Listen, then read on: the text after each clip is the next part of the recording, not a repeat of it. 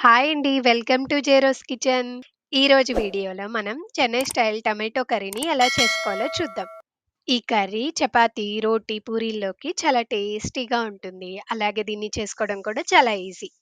దీనికోసం ముందుగా stove on చేసి ఒక గిన్నె పెట్టుకొని 2 టేబుల్ స్పూన్ల దాకా ఆయిల్‌ని వేసుకొని, ఆయిల్ హీట్ అయ్యాక ఇందులో హాఫ్ టీ స్పూన్ ఆవాలు, హాఫ్ టీ స్పూన్ జీలకర్ర, 3 ఎండుమిర్చి, కొంచెం కరివేపాకు వేసుకొని ఒక మీడియం సైజు ఉల్లిపాయని ఇలా ముక్కలుగా కట్ చేసుకొని వేసుకోవాలి.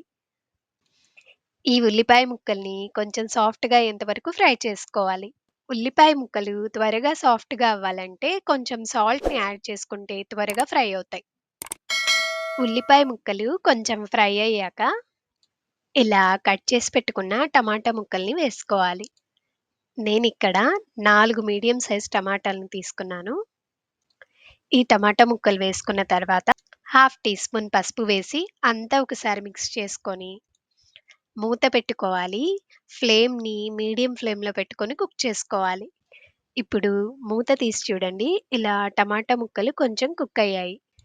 ఇప్పుడు ఇందులో 3 గ్లాసుల దాకా వాటర్‌ని యాడ్ చేసుకొని ఒక 5, 6 నిమిషాల పాటు ఉడికించుకోవాలి.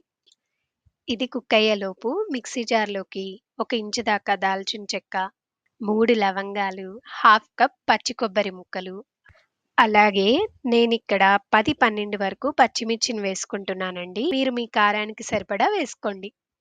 ఇప్పుడిందులో హాఫ్ కప్ దాకా పుట్నాల్ని వేసుకొని గ్రైండ్ చేసుకోవాలి. ఇప్పుడు స్టవ్ ఆఫ్ చేసి బాయిల్ అయిన ఈ వాటర్‌ని గ్రైండ్ చేసి పెట్టుకున్న పౌడర్‌లో ఇలా స్ట్రెయిన్ చేసుకోవాలి.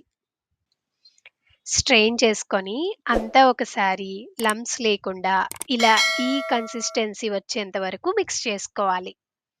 ఇక్కడ ఆ వాటర్ అనేది వేడిగా ఉన్నప్పుడే మిక్స్ చేసుకోవాలండి.